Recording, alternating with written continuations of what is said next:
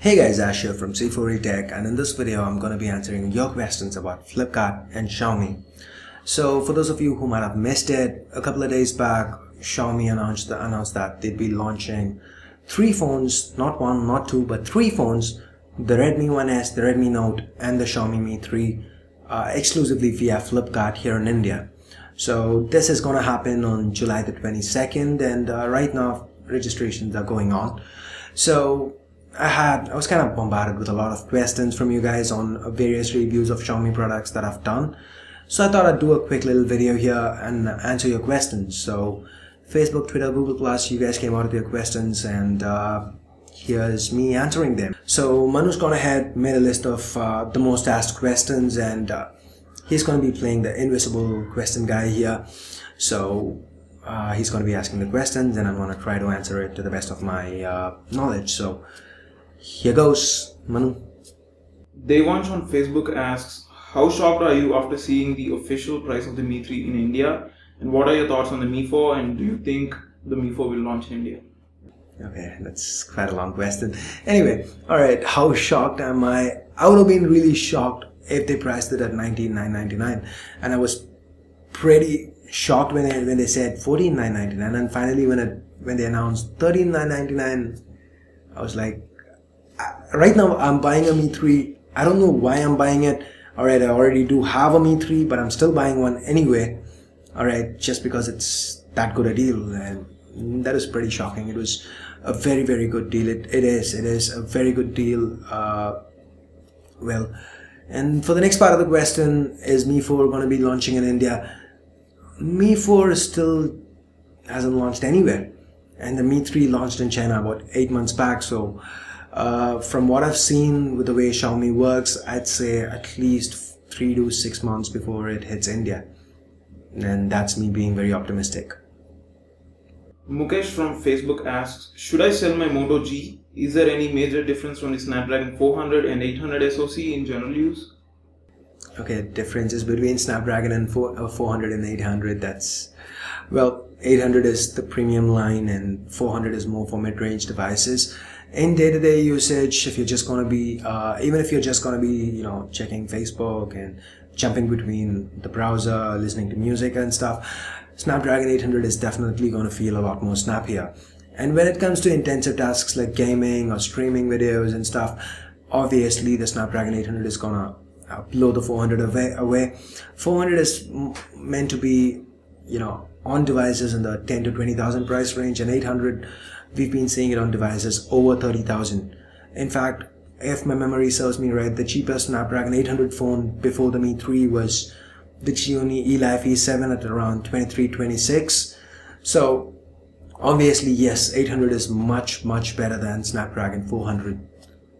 Meenan from Facebook asks, MediaTek chipsets, how good are they comparing with Snapdragon chipset? Again, MediaTek, Snapdragon, it's a very rough thing. They're just brands. They've got chipsets in different ranges. MediaTek has the 6592, 6589, that was the last generation ones.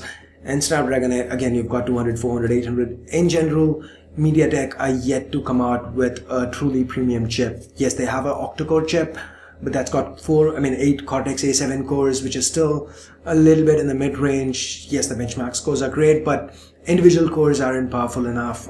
So as of now, yes, Snapdragon is stronger when it comes to premium chips, and the mid-range and the lower mid-range is totally dominated by MediaTek. But overall, as far as quality goes, both of them have been putting out, putting their chips into a lot of phones, and they've been selling. So I guess the numbers speak for themselves. The next question comes from Each on Facebook. Does the Mi 3 have Gorilla Glass 3? Yes, the Mi 3 does have Gorilla Glass 3, and I've read a few questions as well from people who did not, who mentioned it wasn't listed on Flipkart, but yes, Mi 3 does have Gorilla Glass 3. Ankit from Facebook asks, will Xiaomi launch the Mi 3 64GB variant, the Mi 4, MiTV and the MiPad in India? If yes, when? Okay. Alright, so again, I don't work for Xiaomi. I don't have any insider information here, but from common sense, from watching Xiaomi's launch event and following Xiaomi for quite a while, I'd say that they did announce that they wanted to try to bring the MiTV and MiPad to India, and Mi 4 was also mentioned, right?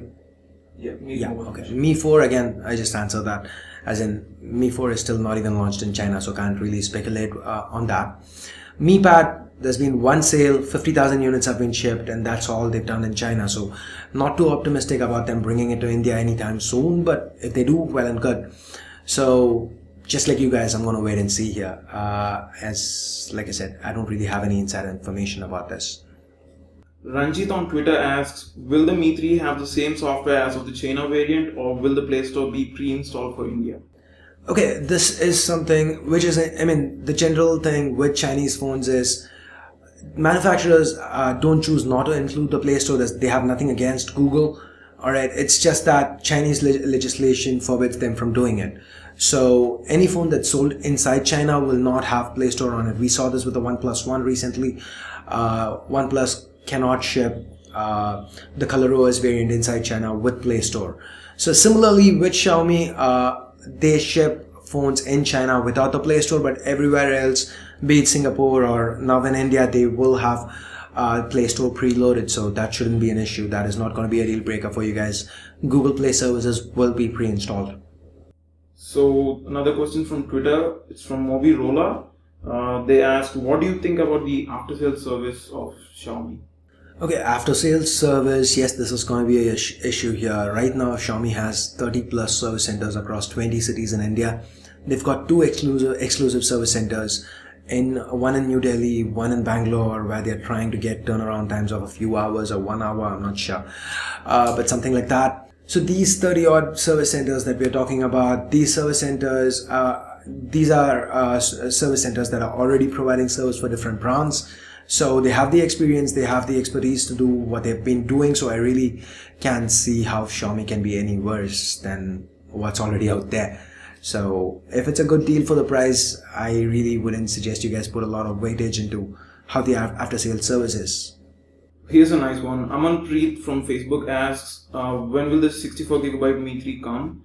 And how come you imported yours for reviewing and you still had to sell it around 30k and it's officially released for 14k? Yeah, I shelled out 30k for my device. Yes. See, this is actually a very good question here, because this gets me to how Xiaomi works. They open up pre-orders or registrations, is what they like to call it, and they take a look at what kind of interest that device generates. So, and then they come out with a certain number of units, which is always not as big as the demand. So just go ahead, type in Xiaomi sales minutes, and you'd see so many records, like 300,000 units of something was sold out in about 10 minutes and stuff like that. Recently, 5,000 units of the Redmi Note, if I can recall correctly, sold out in about 45 seconds and 42 seconds in Taiwan. Because these devices are priced insanely low, once the stocks run out, there is still a huge demand for these. So what happens is people inevitably buy these and sell them off at a higher price on, say, eBay. So once the first set of stocks sell out on Flipkart, you're not going to get another set for a few months at least. So in this time, would you rather buy a Mi 3 that's selling on eBay for, say, 20,000? Or like I said, the closest Snapdragon 800 device is 24,000 Xiaomi Life E7. So even for somebody who's making a profit and selling it on eBay, from a buyer's point of view, they're still getting a good deal. So this is how it was. When I'm importing stuff from China, I shelled out around 30,000 bucks because I'm getting it from somebody who bought some units and was selling it out. So anything that we buy from China, generally we have to deal with people who are reselling the product rather than directly from the manufacturers themselves in China. And that is the reason why things we buy from China are priced higher than what it is for people who are buying it locally in China. Praveen on Facebook asked a question that I was about to ask you before this video. Is Flipkart going to be the only seller for Xiaomi devices in general, not only the Mi 3? Okay, as of now, that is how it seems. It seems Flipkart is going to be selling Xiaomi devices exclusively. And what happens in the future? Well, that is a business decision as of now, because Flipkart has the expertise. They have the logistics, everything in place, and Xiaomi, like I said, have a certain way of selling stuff, and Flipkart has Flipkart doesn't really sell stuff that way. Their pre-orders don't go as registrations, but they've managed to give Xiaomi some room here, and seemingly the business decision works out well for both parties. Xiaomi generates a lot of interest into Flipkart, gets more people to come to Flipkart to at least buy the Xiaomi devices, and Flipkart hopes that would translate to sales of other devices. So a win-win scenario, and as long as both parties are happy, this should continue. Rumit from Facebook asked, I've been using the MIUI ROM. They constantly run on Jelly Bean. Now for only the Mi 3, they're going to give the 4.4 KitKat. Will Android L be available in the development for the Mi 3? You got any news on the custom ROMs for the Mi 3? Okay, the first thing, if you guys are thinking about getting a Mi 3, rooting it and flashing a custom ROM on it like CyanogenMod or any AOSP based ROM, that is not going to happen. Xiaomi doesn't release sources, so we generally have very little development happening on Xiaomi devices, and yeah, that is a negative here. But I have a separate video on how what MIUI is and why I like it, why I feel it's a very good custom UI, and I'll leave a link to that video right below the like button in the description, so check that out. Just to give you the short version here, MIUI is extremely customizable and it's a pretty good UI. And what I like about it is, generally with all Xiaomi devices, there are two partitions inside, or two instances of the OS running there. So they call it System 1 and System 2. So what happens is, whenever you install an update from the UI, like using the update or using the OTA, it's going to install onto System 1. And if you go into recovery and you flash something, it's going to go onto a System 2. So if either of these fail, you'll still boot into the OS from the other one. So that is the logic behind it. And why I'm talking about it is because Xiaomi also has a separate version. Like, there is a stable version of the firmware, and they have another developer version of the firmware. The developer version of the firmware comes with root access built in, and this is what I was running on my Mi 3, and this was upgraded to Android 4.4 KitKat about a month or so back. So first you see new versions of Android on the developer variants of the firmware, and then it gets pushed to the stable variant. So the Mi 3 most probably will launch with 4.4 on board, or if you still get your phone with 4.3, 4.4 will be imminent. And now we get to Android L. Generally, MIUI, like I said, is a very customizable UI. It's got a lot of the customizations run deep, and the price to pay here is that it is a very thick UI, which means it's pretty complicated, which means just slapping it over stock Android and just pushing out a new version is not going to happen soon. So like I said, Xiaomi's flagship, the Mi 3, just got KitKat. Even the developer version just got KitKat. The developer version of the firmware got upgraded to KitKat just a month back. So Android L in all probability will come to the Mi 3, but when is anybody's guess. It is going to take time. But then again, Xiaomi's MIUI is so far away from stock Android that I really didn't notice a huge difference when I moved from Jelly Bean MIUI to KitKat MIUI, because it's MIUI V5. It's going to have the same functionality, stock Android. It doesn't resemble anything close to stock Android. So that was a long answer. Anyway, getting back, next question. Anjat Bashir, I'm sorry if I'm messing up your name. This guy asked, since the Mi 3 is going to be available shortly on Flipkart, could you do another review of the Indian version? I generally don't do separate reviews when it comes to units from that's launched in different regions. Unless the hardware is different, but this is going to be the same hardware. There's going to be possibly two differences to my original review. First, it's going to have Play Store pre-installed. Second, it might come with a few apps bundled, most probably the Flipkart app maybe. Again, that's speculation on my part right now, but apart from that, it's going to be the same. There's going to be no differences. So if there are any differences in the hardware, I wouldn't mind doing a review, and if you guys really want it, I'd probably unbox a device, because I am getting one that I'd probably gift my mom. So hey mom. So anyway, so yeah, it was my mom's birthday on the 15th of July. I just want to say happy birthday. I'm a couple of days late, but yeah, happy birthday. Salman Ashik from Facebook asks, is the Mi 3 really worth over the Moto G for a normal Google user? About the UI and the Chinese brand and build quality? Okay, is it worth from purely a spec standpoint? Yes, we talked about it already in this video. When it comes to the UI, again, MIUI, we discussed it, but the build quality, Xiaomi devices generally, the build is extremely good. Alright, I really loved the Mi 3 to a point where I was using it as my daily driver for as long as I had it. So yes, I would jump to a different phone for testing, but once I'm done with the testing, my SIM card goes right back into the Mi 3.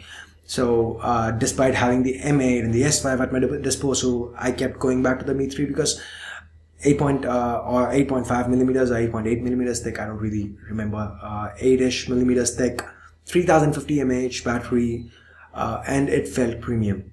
Yes, it was plastic. Yes, it's plastic, but it feels premium. There wasn't any creaking, wobbling. The display looked fantastic, and people kept asking me what phone was that. So it is a premium phone, and build wise I have absolutely no issues recommending Xiaomi, because all the devices that I've seen till date in their price range, the builds have been fantastic. So that's that. And UI we've already discussed, Chinese brand, yeah. So next up. This next one comes from Chaitanya. No, I'm not answering Chaitanya Tapasi's question here. Chaitanya, very good try, but I'm not going to answer that. So yeah, I'll talk to you directly. Any other questions? I guess that's it. Alright, so I guess that's pretty much it. And I guess Manu had a question, right? You had a question and you actually tweeted me about it. Let me quickly hunt that down. Oh, you really want to do that? Yeah. What was Manu's question? Yeah, Manu. Are you brand ambassador of Xiaomi in India? I seriously wish I was. I mean, if anybody from Xiaomi is watching this, send me some review units, guys. Send me some units. You know, I've been reviewing your phones for about 5-6 months now, before people knew who you were, at least in India.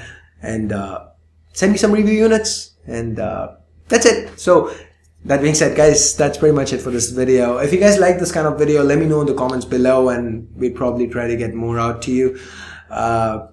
We actually wanted to do it as a sit down kind of thing where Manu is sitting next to me, but the studio here is very cramped. We don't really have the space to do it, or that wide an angle lens here as well. So sorry about that.